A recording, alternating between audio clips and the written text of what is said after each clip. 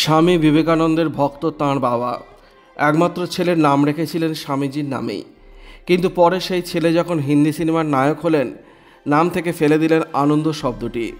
হিন্দি ছবির কোনো নায়কের সঙ্গে এই বিশেষ নামটি জড়িয়ে থাকলে নামের মর্যাদার হানি হবে, এরকমই মনে হয়েছিল বিবেক ওবেরয়ের।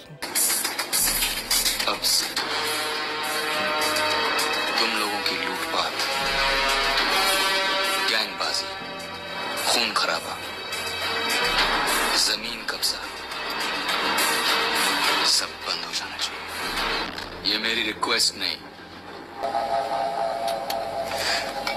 ऑर्डर है। বলিউডে তার কেরিয়ারের সূত্রপাত ছিল উল্কার গতিতে, কিন্তু আচমকায় হারিয়ে গেলেন তিনি।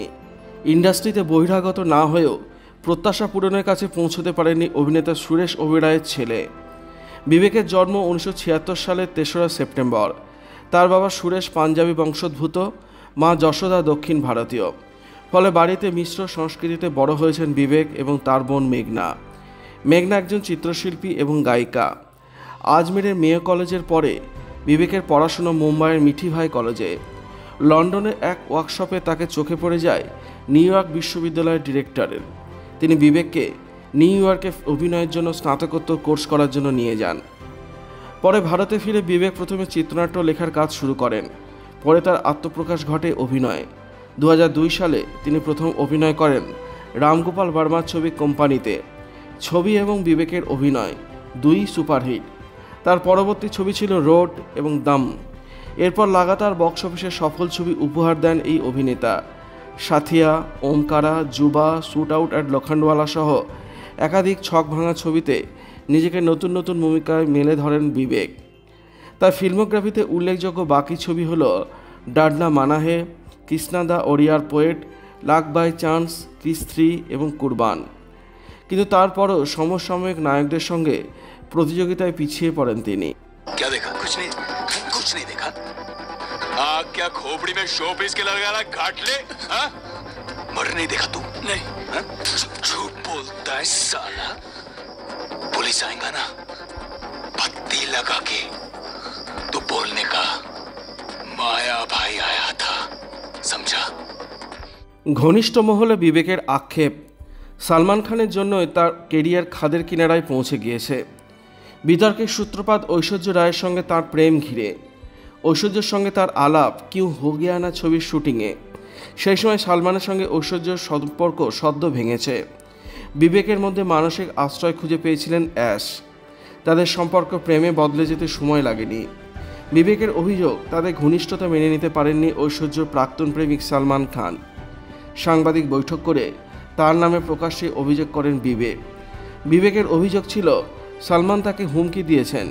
সাল্লু মিয়া নাকি 41 বার ফোন করেছিলেন তাকে, কিন্তু সালমানের কাছ থেকে প্রাণনাশের হুমকি পানো বলে অভিযোগ।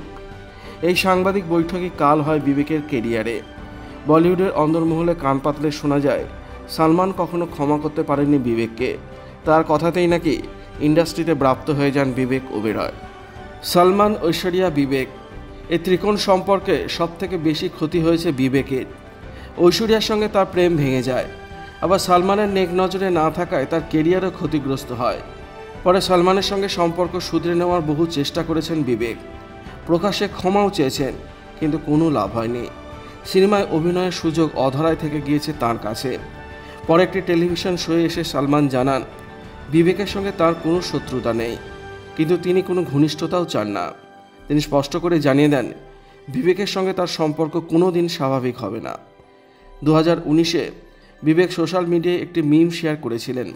তার এবং সালমানের সঙ্গে ঐশ্বরিয়া প্রেম এবং পরে অভিষেকের সঙ্গে বিয়ে, এটাই ছিল মিমের বিষয়। এই মিম পোস্ট করা নিয়ে তীব্র বিতর্ক দেখা দেয়। জাতীয় মহিলা কমিশন থেকে নোটিশও পাঠানো হয় বিবেককে।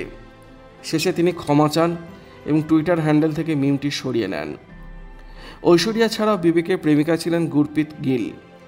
পরে সেই সম্পর্কও ভেঙে যায়। 2010 সালে বিবেক বিয়ে করেন প্রিয়াঙ্কা আলভাকে। প্রিয়াঙ্কার বাবা প্রয়াত জীবরাজ আলভা ছিলেন জনতা দল ইউনাইটেডের নেতা তথা কর্ণাটকের প্রাক্তন মন্ত্রী। বিবেক প্রিয়াঙ্কার ছেলের নাম ভিভান এবং মেয়ের নাম রেখেছেন আমেয়া। কোম্পানি ছবির শুটিংয়ের মাধ্যমে বলিউডে পা রাখেন তিনি। একের পর এক হিট ছবিতে অভিনয় করার পরও একসময় হাতে কাজ ছিল না বিবেক ওবেরয়ের। কঠিন সময়ে কিভাবে জীবনযাপন করতেন তিনি, উত্তর দিয়েছেন অভিনেতা নিজেই। বিবেক জানান, একসময় সফল হওয়ার সত্ত্বেও তাকে বলিউডে স্ট্রাগল করতে হয়েছে। হাতে ছবির প্রস্তাব ছিল না একেবারে। অভিনেতা বলেন, আমার ব্যবসা এবং অনুষ্ঠানে গিয়ে যে টাকা উপার্জন করেছিলাম তা দিয়ে সংসার চালিয়েছি। বিবেক জানান, বলিউডে যখন তার কাছে কোনো নতুন কাজ আসছিল না, তারপর তিনি ব্যবসায় মনোনিবেশ করেন।